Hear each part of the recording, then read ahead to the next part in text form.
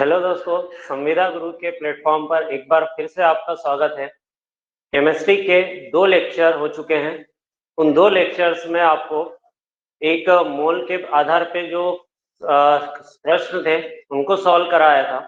ठीक है, मोल से रिलेटेड जितने फॉर्मूले थे उन सारे फॉर्मूलों के अपन ने क्वेश्चन सॉल्व किए थे। जिन लोगों ने वो वीडियो ना देखे हों, कृपया आप यूट्यूब चैनल पर संविदा गुरु के नाम से जो चैनल बना हुआ है उसमें मेरे आपको दोनों लेक्चर मिल जाएंगे। आज मैं रसायन की मूलभूत अवधारणाओं में तीसरा लेक्चर स्टार्ट कर रहा हूं। इस लेक्चर में फिर आपके संविदा से रिलेटेड, वर्ग 1 से रिलेटेड बहुत ही महत्वपूर्ण क्वेश्चन आता है और वो क्वेश्चन होता है प्रतिशत संगठन का। तो आज हम दोस्तों पढ़ेंगे प्रतिशत संगठन। प्रतिशत संगठन में क्वेश्चन किस तरह का आता है और ये कैसे ज्ञात किया जाता है, इसके बारे में हम जानकारी लेते हैं। ठीक है, देखिए, किसी भी यौगिक में किसी तत्व का प्रतिशत निकालने के लिए आपको दिया जाता है। किसी यौगिक में किसी भी तत्व का क्या निकालना होता है? प्रतिशत। यदि मुझे किसी यौगिक में किसी तत्व का प्रतिशत निकालना है तो उस यौगिक में जिस भी तत्व का प्रतिशत पूछा है हम उसी तत्व का भार लेंगे। तो हम यहाँ पर लिखेंगे यौगिक में उस तत्व का भार कितना है, उस तत्व का भार लिखेंगे। प्रतिशत निकाल रहे हैं तो प्रतिशत हमेशा 100 के अनुसार निकाला जाता है, इसलिए 100 का गुणा रखेंगे। ठीक है, तो तत्व का प्रतिशत निकलेगा।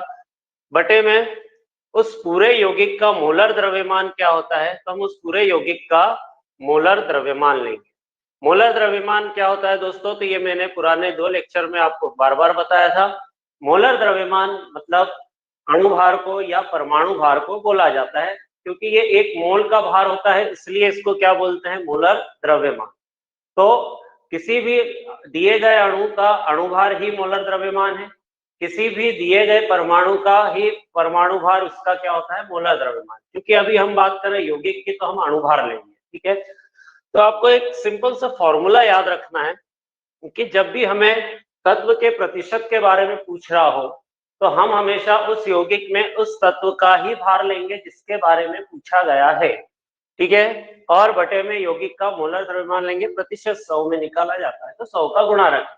बस इस एक छोटे से फॉर्मूले के आधार पर आपको सारे क्वेश्चन सॉल्व हो जाएंगे। तो आइए दोस्तों, अब हम सॉल्व करते हैं कुछ क्वेश्चन के रूप में इस फॉर्मूले का उपयोग देखते हैं। तो पहला सवाल देखते हैं, है ना, चिर परिचित सवाल है, जाना माना सवाल है। क्वेश्चन आता है यूरिया में नाइट्रोजन का प्रतिशत ज्ञात कीजिए। अब यूरिया का फॉर्मूला दोस्तों क्या होता है? NH2CO NH2। उसने पूछा इस यूरिया में नाइट्रोजन प्रतिशत ज्ञात कीजिए। तो नाइट्रोजन का क्या ज्ञात करना है? प्रतिशत निकालना है। तो देखिए, हमारे सामने फॉर्मूला लिखा है, नाइट्रोजन एक तत्व है और इस तत्व का हमें प्रतिशत पूछा है। तो दोस्तों, सवाल जब देता है तो आप उस चीज, सवाल की लैंग्वेज, उसकी भाषा को समझें कि वो हमसे पूछ किसके बारे में रहा है और कहाँ पूछ रहा है। तो यौगिक अर्थात यूरिया में हमें वो क्या पूछ रहा है? वो तत्व, नाइट्रोजन तत्व का प्रतिशत। तो अब तत्व के प्रतिशत का सूत्र आपके सामने लिखा है, यौगिक में तत्व का प्रतिशत। तो हम इस क्वेश्चन में किसका प्रतिशत निकाल रहे हैं? नाइट्रोजन का। तो नाइट्रोजन का प्रतिशत निकालेंगे। फिर फॉर्मूले के अनुसार देखिए, उस यौगिक में उस तत्व का भार, उस तत्व का मतलब किसका? जिसका आपको प्रतिशत निकालना है। हमें प्रतिशत किसका निकालना है? नाइट्रोजन का निकालना है। तो हम नाइट्रोजन का प्रतिशत निकालने के लिए यौगिक में नाइट्रोजन का भार कितना है ये चेक करेंगे। तो देखिए, यूरिया में कितने नाइट्रोजन है? 2। एक नाइट्रोजन का परमाणु भार कितना होता है? 14। 2 नाइट्रोजन है तो परमाणु भार कितना हो गया? 28। तो हम बोलेंगे यूरिया में नाइट्रोजन का भार कितना है? 28 है। 2 नाइट्रोजन मिलाकर भार कितना है यूरिया में? नाइट्रोजन का 28 गुणित 100 बटे में इस पूरे यूरिया का अणुभार कितना? तो अणुभार कैसे निकालते हैं? इन सारे परमाणुओं के भारों को क्या कर देते हैं? जोड़ देते हैं।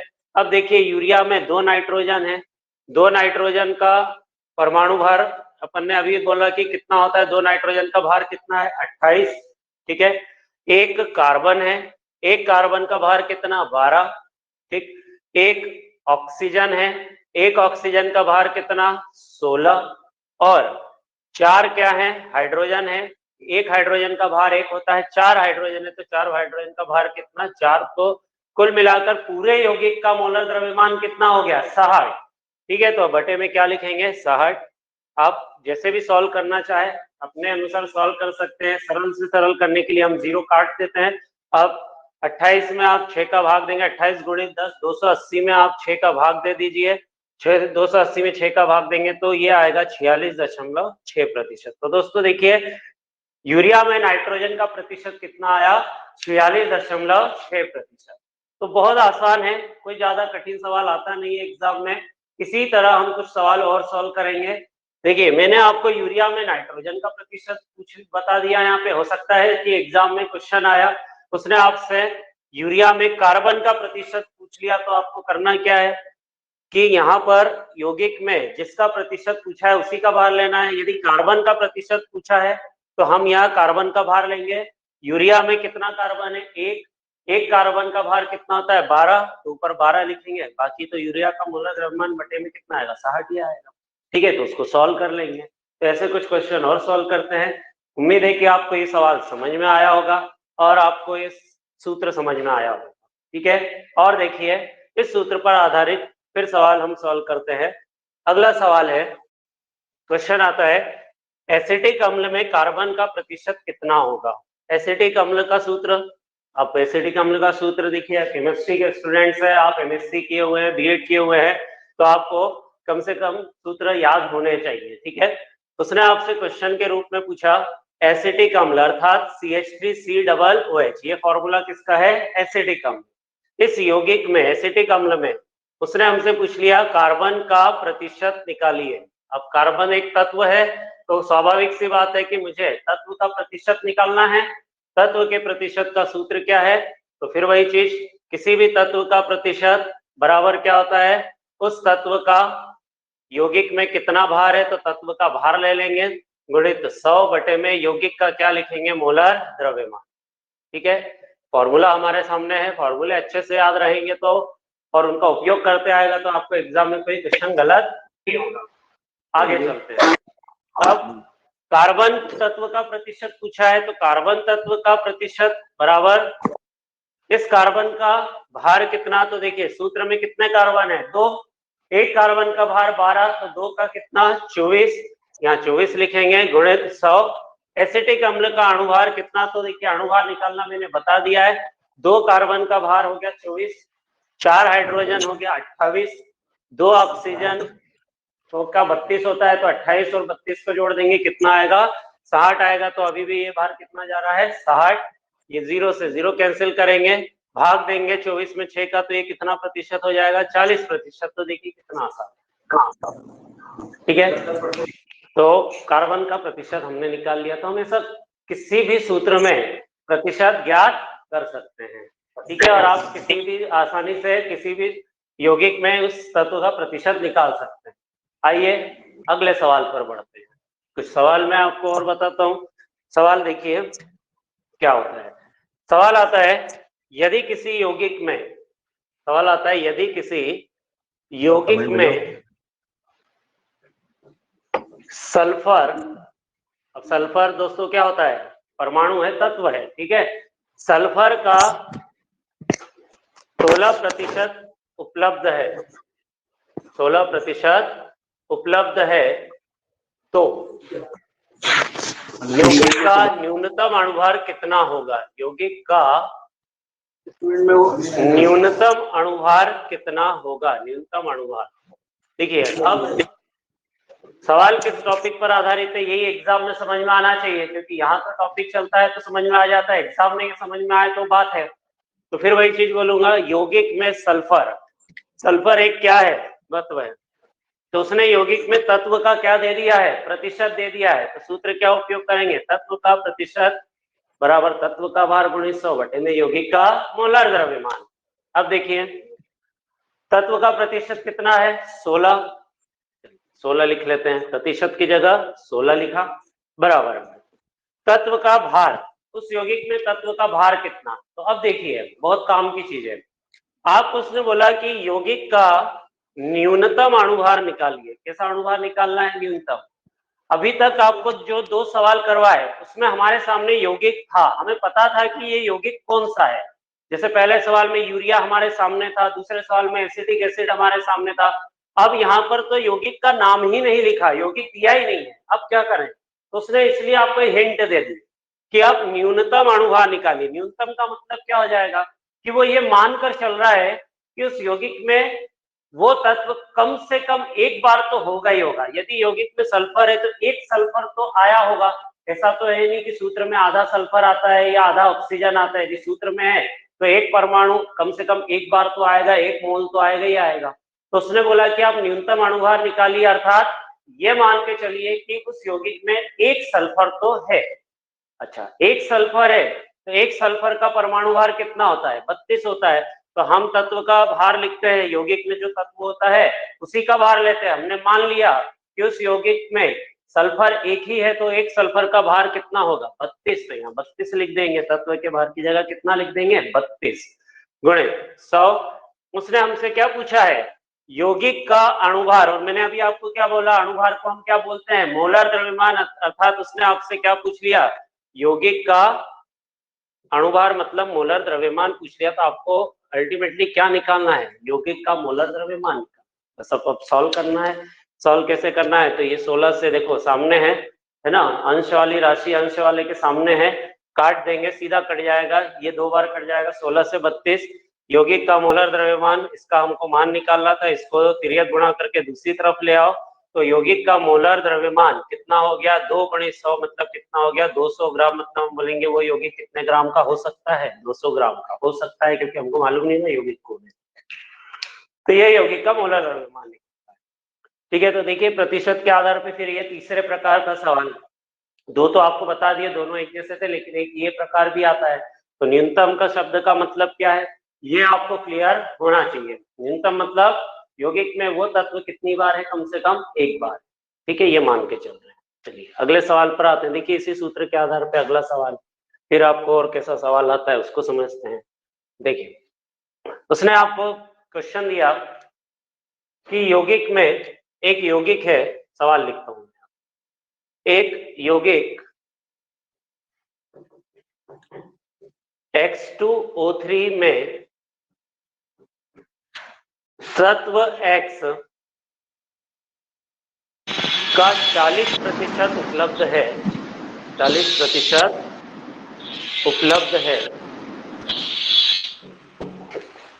तो यौगिक में तत्व का भार क्या होगा? तत्व का भार क्या होगा? ये सवाल। देखिए 2018 के पेपर में इस टाइप का एक सवाल आया था। ये तो नहीं बोलूंगा एग्जैक्ट यही आया होगा, लेकिन आया था। तो अब देखिए सवाल क्या आया था और कैसे उसको सॉल्व करना है।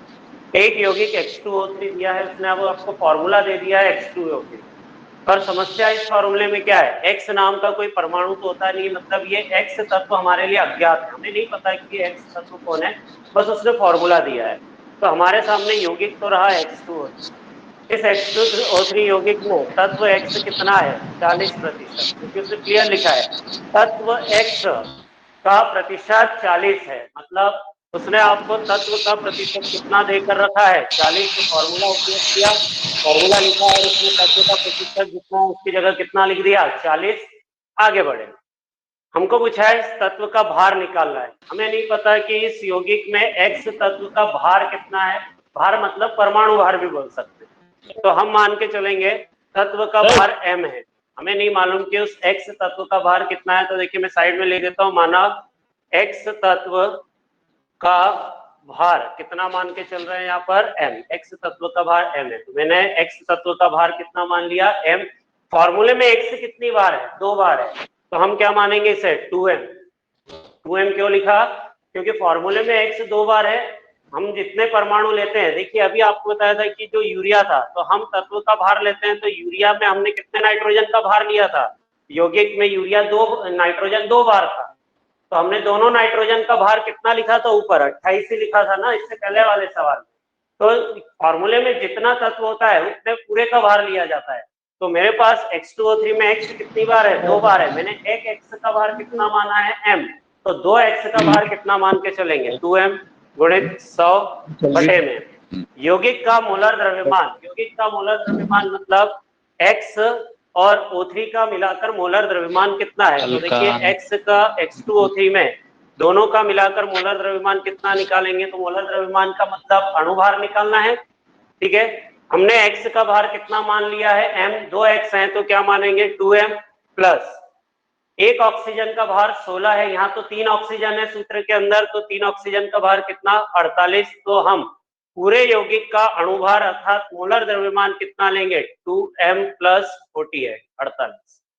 फिर अब आगे सॉल्व करने की बारी आती है। सॉल्व कैसे करेंगे? तो हम यहाँ पर बटे वाली संख्या को दूसरी तरफ गुणा में ले जाएंगे, गुणा में ले जाएंगे तो ऑलरेडी पहले से 40 है, तो इस 40 का गुणा पूरी संख्या में करेंगे। 2M प्लस 48 बराबर 2M और 100, इसका गुणा करेंगे, ये कितना हो जाएगा? 200M, तो ये हो जाएगा 200M, ठीक है। इसका गुणा करेंगे, 40 का गुणा पहले 2M में करेंगे, ये कितना हो जाएगा?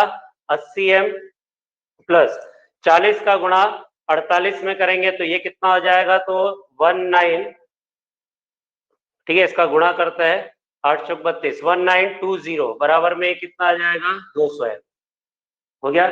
अब MM संख्या, MM वाली संख्या एक तरफ ले जाते हैं तो देखिए कितना हो जाएगा?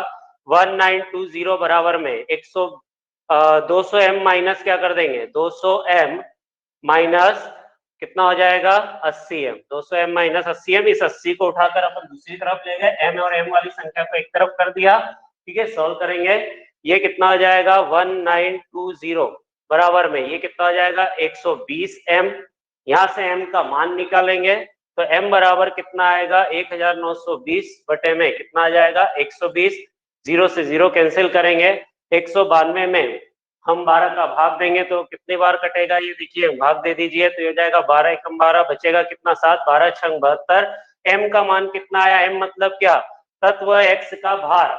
M मतलब क्या अपन ने माना है? देखिए, तत्व X का भार कितना माना था? M, और M का मान कितना आया? 16 ग्राम। हमारे आंसर क्या निकालना था? तत्व का भार ही तो निकालना था। तो दोस्तों आंसर क्या आया? X का भार आया, अर्थात तत्व X कितने ग्राम का है? 16 ग्राम। तो ये इस टाइप का सवाल 2018 के वर्ग 1 के पेपर में आपको मिल जाएगा और आया भी हुआ है। तो देखिए, तत्व के प्रतिशत के आधार पे 3 तरह के सवाल आते हैं। पहले 2 सवाल एक जैसे थे जिसमें तत्व का प्रतिशत डायरेक्ट पूछते हैं, दूसरे वाले सवाल में मोलर द्रव्यमान पूछा, न्यूनतम अणुभार पूछा। न्यूनतम का मतलब क्या बताया कि कम से कम हमको उस तत्व को इस सूत्र में कितनी बार जरूर मानना है? एक बार। और तीसरा देखिए, यहाँ पर तत्व का भार पूछ लिया। तत्व का भार पूछ लिया तो आपको सूत्र दिया रहेगा, है ना। तत्व का भार हमको नहीं मालूम, अज्ञात तत्व कौन है, तो हमने उसके भार को M मान लिया। M मानकर हमने सारे मान रखे, उसको सॉल्व। तो लास्ट 2018 के पेपर में जो सवाल आया है, एक बार आप उसको सॉल्व करके देखना, आपको आंसर मिलेगा कि क्या सवाल था और उसका आंसर क्या सही था, ठीक है। तो उम्मीद करता हूँ दोस्तों आपको यह वाला टॉपिक समझ में आएगा। अब अगले टॉपिक पर आते हैं। अगले टॉपिक में अब हम बात करेंगे, फिर एक महत्वपूर्ण टॉपिक है जो आपके वर्ग 1 के एग्जाम से संबंधित बहुत महत्वपूर्ण टॉपिक होता है, जिसको आप बोलते हैं मूल अनुपाती सूत्र। तो आगे अब हम बढ़ते हैं अगले टॉपिक की तरफ और आते हैं मूल अनुपाती सूत्र। तो चलिए दोस्तों पढ़ते हैं मूल अनुपाती सूत्र। मूल अनुपाती सूत्र को कई नामों से आपको किताबों में लिखा हुआ मिलेगा। हो सकता है एग्जाम में मूल अनुपाती सूत्र ना लिखा हो, तो हम इसे सरलतम सूत्र भी बोलते हैं, या इसको अनुभाविक सूत्र के नाम से भी जाना जाता है। हो सकता है कि आप एग्जाम में सवाल आया और शुद्ध हिंदी में आपको कुछ ऐसे शब्द आ गए, तो थोड़े से नाम जरूर याद रखिए। ऐसा नहीं कि आपने टॉपिक ना पढ़ा हो, आपने पढ़ा हुआ है। और बहुत सरल सवाल आता है मूल अनुपाती सूत्र। केमिस्ट्री वालों को वैसे ही बहुत अच्छा लगता है क्योंकि बहुत आसान सवाल बनता है, लेकिन बनता क्या है और मूल अनुपाती सूत्र के सवाल कैसे सॉल्व करने हैं, आज हम उसी के बारे में सीखते हैं। तो आइए स्टार्ट करते हैं। पहली चीज, मूल अनुपाती सूत्र का अर्थ क्या होता है? तो देखिए, मूल अनुपाती सूत्र या उसी का दूसरा नाम क्या लिखा हुआ है? सरलतम सूत्र। तो मूल अनुपाती सूत्र मतलब किसी सूत्र के अंदर परमाणुओं का जो मूल अनुपात होता है, मूल अनुपात, उसी को क्या बोलेंगे? मूल अनुपाती सूत्र। या ये बोल दें कि किसी सूत्र के अंदर, यौगिक के सूत्र के अंदर परमाणुओं का जो सरल अनुपात निकलता है उसे क्या बोलते हैं? मूल अनुपाती सूत्र। तो मैं परिभाषा लिख देता हूं और परिभाषा के आधार पे भी सवाल बन जाता है। ऐसा कुछ नहीं है कि परिभाषाएं नहीं आनी चाहिए, परिभाषाएं आनी चाहिए, क्योंकि सवाल उसके आधार पे बनता है। बताऊंगा कैसे। मूल अनुपाती सूत्र क्या होता है? तो यौगिक में परमाणुओं का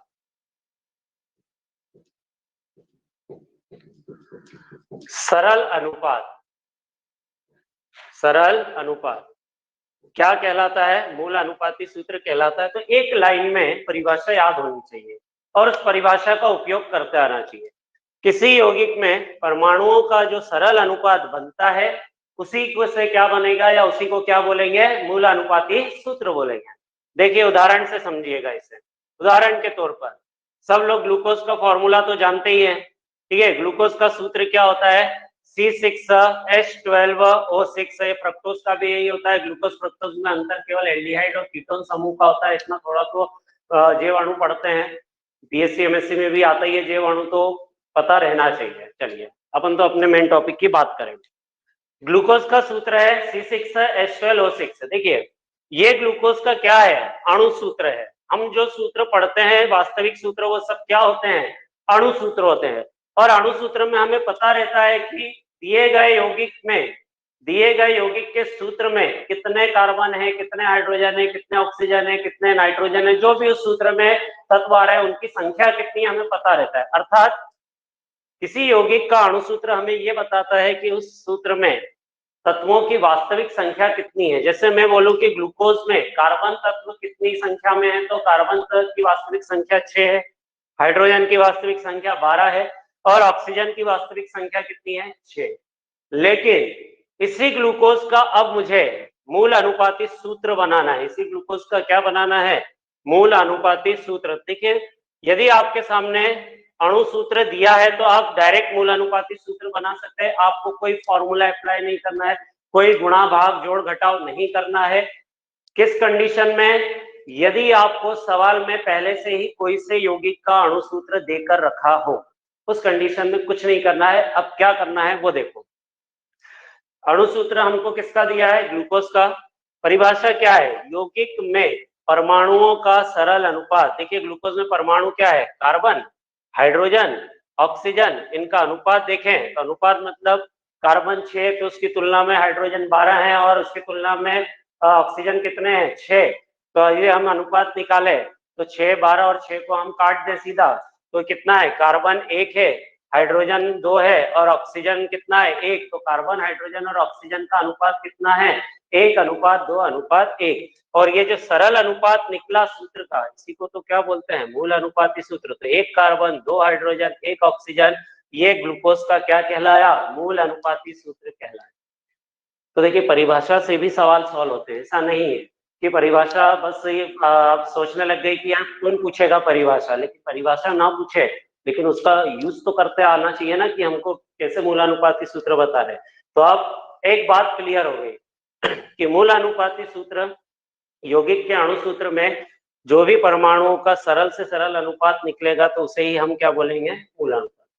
है ना? आपको समझ में आया होगा। एक उदाहरण और सॉल्व करते हैं। यदि आपको समझ में आएगा तो आप उसका खुद ब खुद आंसर दे देंगे। मान लो एग्जाम में आपको क्वेश्चन आया कि C4H8N2 का मूल अनुपाती सूत्र क्या होगा यदि इस यौगिक का अणुभार 112 है। देखिए उसको सवाल में घुमाने के लिए कुछ भी लिख सकता है। उसने आपको बोला कि C4H8N2 का मूल अनुपाती सूत्र क्या होगा यदि इसका अणुभार कितना है? 112, जो भी लिख के दिया है, ठीक है। अब अणुभार 112 दे दिया, बहुत से लोग ये सोचने लग जाएंगे यार 112 दिया है, अणुभार दिया है, कुछ ना कुछ तो करना पड़ेगा, इसका फॉर्मूला लगाना पड़ेगा या फलाना करना पड़ेगा ढिमका। कुछ नहीं करना है। अभी क्या बोला मैंने आपको? यदि सवाल में पहले से ही कोई यौगिक देकर रखा हो, ठीक है, यौगिक नहीं दिया रहता तो बात समझ में आती। दिया है ना, उसने दिया है तो यूज करो उसका। यौगिक में 4 कार्बन है, 8 हाइड्रोजन है और 2 क्या है? नाइट्रोजन। करना क्या है? कार्बन, हाइड्रोजन, नाइट्रोजन का अनुपात निकालना है। अनुपात निकालने के लिए आप इन संख्याओं को 2 से काट सकते हैं। काटेंगे तो कितना आएगा? 2:4:1। अर्थात हम बोलेंगे इस यौगिक का मूल अनुपाती सूत्र कितना आया या क्या आया? C2H4N। तो सीधा आंसर आ गया C2H4N। ठीक है। परिभाषा है, पढ़ तो लेते हैं लेकिन उपयोग करना नहीं आता है, इसलिए उपयोग करना सीखिए।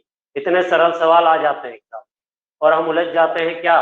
हमें जो मान दिए गए हम उसमें उलझ जाते हैं कि मान दिया है मतलब सूत्र, कोई सा सूत्र अप्लाई करना पड़ेगा, आंसर निकालना पड़ेगा, गुणा भाग करना पड़ेगा। नहीं, अभी के केस में तो नहीं करना पड़ता है, लेकिन अभी के केस में ठीक है। अब कहाँ करना पड़ता है देखिए, एक तो इस तरह के उदाहरण आपको आने चाहिए मूलानुपाती सूत्र के संबंध। अब मूलानुपाती सूत्र के अधिकांश सवाल आपको कैसे मिलेंगे, ये देखिए मैं आपको कुछ सवालों के रूप में मूलानुपाती सूत्र के सवाल बता। उदाहरण के तौर पर पहला सवाल क्वेश्चन दिया, देखिए निम्न में से किन यौगिकों का, निम्न में से किन यौगिकों का मूल अनुपाती सूत्र समान होगा, समान होगा। ठीक है, एक तो ऐसा सवाल आ गया जो अभी आपको पढ़ाया उसके आधार पर। देखिए आपको ऑप्शन देगा, ऑप्शन आपके सामने रहेगा। पहला ऑप्शन दिया C2H4 तथा C3H8, ठीक। दूसरा ऑप्शन दिया C6H6 तथा C6H12। तीसरा ऑप्शन दे दिया C6H6 तथा C2H2। और चौथा ऑप्शन उसने दिया C4H10 तथा C4H6। अब आपके सामने उसने सवाल में क्या पूछा है, निम्न में से किन यौगिकों का मूल अनुपाती सूत्र एक समान होगा, उसने जोड़े दे दिए। किन जोड़ों का में कौन सा ऐसा जोड़ा है जिसमें मूल अनुपाती सूत्र समान आएगा। तो आपको करना क्या है, जो सूत्र आपके सामने लिखा है उसमें का परमाणुओं का सरल अनुपात चेक कर लो, जिसमें सरल अनुपात दो सूत्रों के लिए एक जैसा आया वो हमारा आंसर होगा, है ना। जैसे हम यहाँ पर पहले वाले ऑप्शन में C2H4 के लिए अनुपात निकाले तो कार्बन हाइड्रोजन अनुपात कितना आ रहा है, 1:2। लेकिन दूसरे वाले के लिए तो कार्बन हाइड्रोजन अनुपात कितना निकल रहा है, 3:8। मतलब कि यहाँ कट नहीं सकता ना, तो 3:8 ही आएगा। ठीक है, सरल अनुपात होना चाहिए, दशमलव में नहीं होना चाहिए। तो 1:2, 3:8। क्या ये मूल अनुपाती सूत्र एक समान होगा? नहीं होगा, क्योंकि इसी अनुपात को तो मूल अनुपाती सूत्र। तो देखिए आप इनको सॉल्व करेंगे तो मैं सीधा आपको आंसर पे लेके आता हूँ। आप सी ऑप्शन में देखेंगे तो कार्बन और हाइड्रोजन, ठीक है, 6 कार्बन 6 हाइड्रोजन, अनुपात कितना निकलेगा, 1:1। C6H6 में कार्बन हाइड्रोजन का अनुपात कितना आएगा, 1:1। तो C2H2 में भी कार्बन और हाइड्रोजन का अनुपात कितना आएगा, 1:1, है ना। ये 6 से 6 कट जाएगा, 2 से 2 कट जाएगा। अर्थात सी वाले ऑप्शन में जो जोड़ा दिया है यौगिकों का, उनका मूल अनुपाती सूत्र क्या आएगा, 1। एक तो इस टाइप के आपको क्वेश्चन मिल जाएंगे जो आसानी से सॉल्व हो जाते हैं, जो परिभाषा के आधार पर सॉल्व होते हैं वो क्वेश्चन। ठीक है, अब आते हैं और कैसे सवाल आते हैं उन पर चलते हैं अपन। देखिए अगला टाइप का सवाल जो आपको एग्जाम में आता है वो सवाल ये है कि किसी यौगिक में, किसी कार्बनिक यौगिक या जो भी यौगिक दिया है, किसी कार्बनिक यौगिक में, किसी कार्बनिक यौगिक में 40% कार्बन, 6.6% हाइड्रोजन तथा शेष ऑक्सीजन है, शेष ऑक्सीजन है, तो इस यौगिक का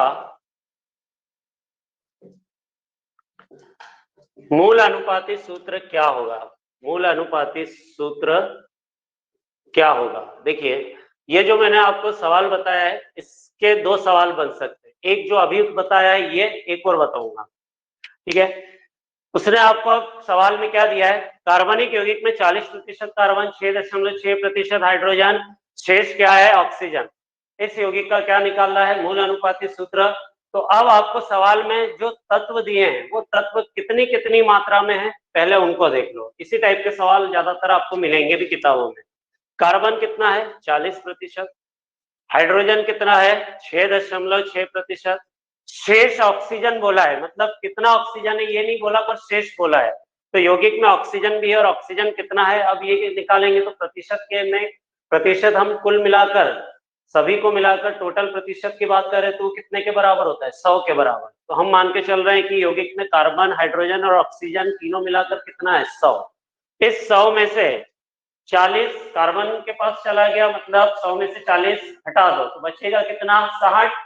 60 में से 6.6 हाइड्रोजन लेके गया तो हाइड्रोजन निकाल के ले गया, मतलब बचा कितना 53.4। तो हम बोलेंगे कि हमने 100 में से कार्बन के 40% हटा दिए, हाइड्रोजन के 6.6% हटा दिए, टोटल हटा देंगे तो ये कितना आ जाएगा 53.4%। अर्थात यौगिक में कितने प्रतिशत ऑक्सीजन है 53.4। यदि वो दे देता तो कोई दिक्कत नहीं थी, नहीं दिया है तो आपको खुद कैसे पता करना है ये आना चाहिए। ठीक है, अब मूल अनुपाती सूत्र निकालने का तरीका क्या है, तो देखिए आपको जो सवाल में तत्व दिए हैं उन तत्वों की जो जो मात्रा दी है उन मात्राओं को उनके सामने लिखें। 40 कार्बन कितना दिया है 40, हाइड्रोजन कितना दिया है 6.6, ये रहा 6.6, और ऑक्सीजन हमने कितना पता कर लिया 53.4।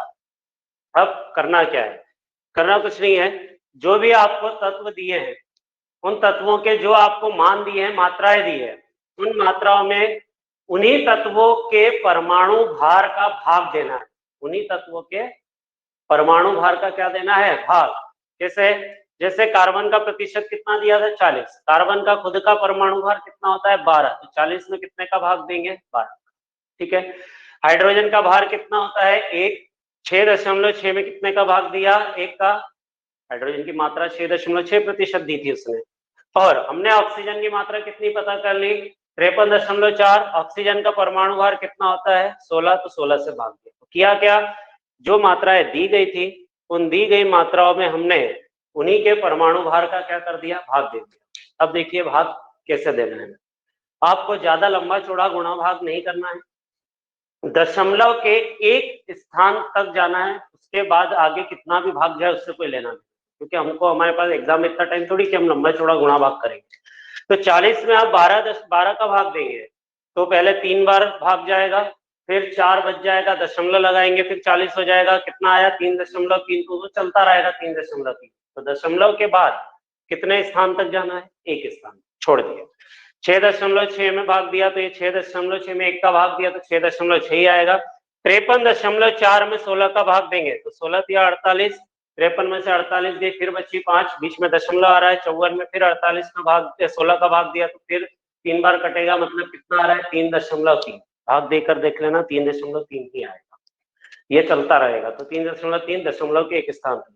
अब क्या करना है, आखिरी में जो आप निकालेंगे वो सरल अनुपात निकालेंगे इस टेबल में। मूल अनुपाती सूत्र निकालने का यही एक तरीका है, इसके अलावा कोई तरीका नहीं। यदि आपको सवाल इस टाइप का आता है एग्जाम में, ठीक है, हमने जो अपेक्षिक अनुपात निकाला है इनको अपेक्षिक परमाणु की संख्या बोलते हैं, अपेक्षिक संख्या। इनमें सबसे छोटी संख्या कौन सी है 3.3। दिख रहा है कि हमने जो मान निकाला उस मान में सबसे छोटा मान क्या है 3.3। तो जो 3.3 है उसका भाग, सबसे छोटा मान जो है उसका भाग सभी संख्याओं में दे देंगे। जैसे हमको दिख गया कि इसमें 3.3 सबसे छोटा मान है, तो हम 3.3 में 3.3 का भाग दे देंगे, 6.6 में फिर 3.3 का ही भाग देंगे, सबसे छोटी संख्या 3.3 में 3.3 का भाग देंगे, 3.3 में 3.3 का भाग दिया। ये कितना आया 1, ये कितना आया 2, और ये कितना ऑक्सीजन कितना आया 1। तो देखिए सरल अनुपात में कार्बन 1 है, हाइड्रोजन 2 है, ऑक्सीजन कितना है 1, और हम सरल अनुपात को ही तो क्या बोलते हैं मूल अनुपाती सूत्र। तो हम बोलेंगे इस यौगिक का मूल अनुपाती सूत्र क्या आएगा CH2। तो ये हमारा आंसर हो गया, फाइनल आंसर क्या हो गया CH2। ठीक है, तो यदि आपको मूल अनुपाती सूत्र पूछे तो सवाल ऐसे ही सॉल्व करने हैं, आसानी से सॉल्व हो जाते हैं, जल्दी सॉल्व हो जाते हैं, बस प्रैक्टिस में होना चाहिए। ठीक है, और हमको पता होना चाहिए कि क्या उसका प्रोसीजर है, क्या विधि है उसको सॉल्व करने की। ठीक है, अब आगे बढ़ते हैं। इसी में मैं अब इसी सवाल को देखिए बदल देता हूँ, एग्जाम में यदि बदल कर सवाल आएगा तो कैसा आएगा। में क्या है कि मूल अनुपाती सूत्र के अंतर्गत 3-4 सूत्र आते हैं, लेकिन मैं 3-4 सूत्र नहीं पढ़ाऊंगा, आपको सीधे ट्रिक का उपयोग करना सिखाऊंगा, क्योंकि आपके सवाल में तो ऑप्शन आएंगे। तो देखिए ट्रिक पर आधारित सवाल कैसा आता है अब मैं बताता हूँ। ये तो सीधा सीधा सवाल, मूल अनुपाती सूत्र पूछे तो आपको हमेशा इस टेबल का उपयोग करते आना चाहिए, टेबल बनाते आनी चाहिए और आंसर निकालते। ठीक है, अब सवाल यही है, सब कुछ यही है, बस देखिए अब अंतर क्या, उसने आपसे सवाल में पूछा क्या वो समझना है ना, इस वाले सवाल और अब आने वाले सवाल में क्या। सवाल में उसने आपको दिया कि किसी कार्बनिक यौगिक में 40% कार्बन, 6.6% हाइड्रोजन, 6 ऑक्सीजन है। इस यौगिक का अणु सूत्र क्या होगा? अब मूलानुपाती सूत्र नहीं पूछा, क्या पूछ लिया उसने? अणु सूत्र। देखो कितना चेंज आया, अणु सूत्र पूछ लिया उसने, बोला अणु सूत्र क्या होगा। मूलानुपाती सूत्र पूछा तो टेबल बनाई, लेकिन अब टेबल की जरूरत ही नहीं पड़ेगी, ट्रिक बताऊंगा। अणु सूत्र क्या होगा? यदि यदि थोड़ा सा और सवाल में वो आगे कुछ लाइनें जोड़ेगा, यदि वाष्प घनत्व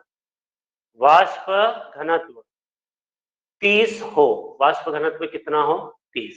सवाल में ये एक लाइन और जोड़।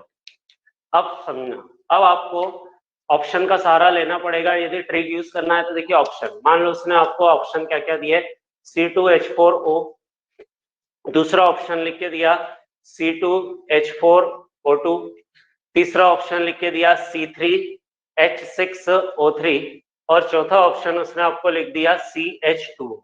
ये 4 ऑप्शन दिए और उसने बोला कि यौगिक का क्या निकाल के देना है? उस यौगिक के बारे में उसका अणु सूत्र निकाल के देना। उस यौगिक का क्या निकाल के देना है? अणु सूत्र। आपके सामने 4 ऑप्शन आए, ठीक है। 4 ऑप्शन का उपयोग कैसे करना है, ट्रिक कैसे यूज करना है जब अणु सूत्र पूछे तो वो समझना। देखिए इस सवाल में आपके सामने वाष्प घनत्व दिया है। क्या दिया है? वाष्प घनत्व और अणुभार में एक संबंध होता है। अब यहाँ पे एक संबंध याद कर लेना, बस छोटा सा संबंध है, कोई ज्यादा टफ नहीं है, कठिन नहीं है। अणुभार बराबर होता है 2 गुणा वाष्प घनत्व। अणुभार बराबर क्या होता है? 2 गुणा वाष्प घनत्व। मतलब यौगिक का जो वाष्प घनत्व दिया है उसको डबल कर देंगे तो उससे उसका क्या निकल आएगा? अणुभार। क्या निकल आएगा? अणुभार। ठीक है, तो आप देखिए सवाल में या तो डायरेक्ट अणुभार दिया रहता है, अणुभार नहीं दिया तो वाष्प घनत्व दिया रहता है। अणुभार दे दिया तो कोई दिक्कत ही नहीं, ये सूत्र भी नहीं काम में आएगा, ठीक है। लेकिन वाष्प घनत्व दिया है तो सूत्र तो लेना पड़ेगा। अब आपको अणुभार दिया है तो 2 गुणा वाष्प घनत्व कितना है? 30। ये देखो 30 है तो वाष्प घनत्व की जगह 30 लिखा तो अणुभार कितना निकला? 60। बस हो गया सवाल सॉल्व। कैसे? अणुभार कितना आया? 60। अणुभार 60 मतलब क्या कि जो अणु है उसका भार कितना है? 60। अब आपके 4 ऑप्शन में जो अणु है, अणु सूत्र है, उसी का तो भार निकाला है हमने, उसी का क्या निकाला है? भार। और भार कितना निकाला है? 60। अर्थात हमने जो अणुभार निकाला है, हम ये बोल रहे हैं कि ये अणु सूत्र का भार है, क्योंकि उसका नाम ही अणुभार है ना भाई। तो अणुभार 60 है मतलब वो अणु सूत्र का ही क्या है? भार। और 4 ऑप्शन में आपको क्या दिए हैं? अणु सूत्र ही तो दिए हैं, वही तो पूछा है। तो अब हम क्या करेंगे, जो अणुभार हमने निकाला है 60, ये 60 मान किसी एक ऑप्शन का तो आएगा, किसी एक अणु सूत्र का तो आएगा। ऐसा वो एक ही ऑप्शन देता है, चाहे तो कभी भी कोई सा भी पेपर चेक करें। तो देखिए पहले ऑप्शन का अणुभार निकालेंगे। एक कार्बन का भार कितना? 12। 2 का कितना हो जाएगा? 24। 2 है तो 24। हाइड्रोजन कितना? 4। 24 और 4 28। और एक ऑक्सीजन का भार कितना हो गया? 16। 28 और 16 ये कितना हो जाएगा? 54। तो 60 तो नहीं आ रहा है, ठीक है। 28 और 16 सॉरी कितना हो जाएगा? 44। तो 60 तो नहीं आ रहा है। ये क्लियर हुआ? अगले पे आते हैं। 2 कार्बन का भार कितना? 24। 4 हाइड्रोजन का भार कितना? 4।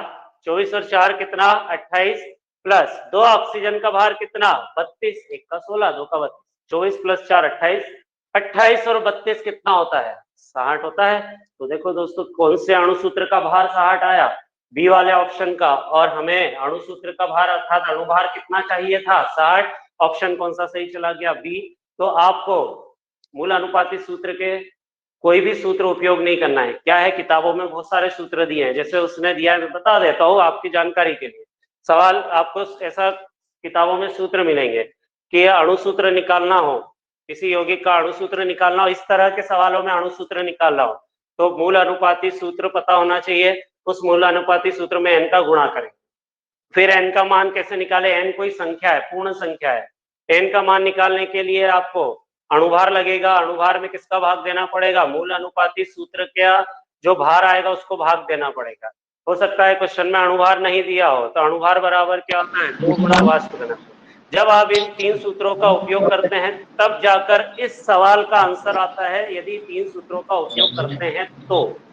लेकिन मैंने आपको इन 3 सूत्रों का उपयोग बताया ही नहीं, मैंने बोला करना ही नहीं है इनका उपयोग, हटा दो इनको। आप तो सीधा क्या निकालो,